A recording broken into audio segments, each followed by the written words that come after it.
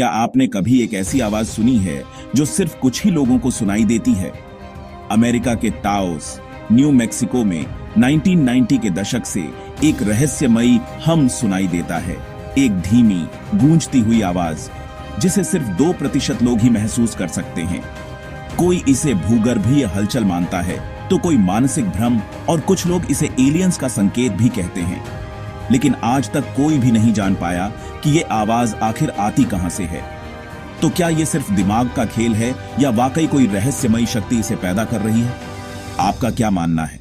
क्या ये साइंस है, मनोविज्ञान या कुछ अलौकिक? कमेंट में बताइए।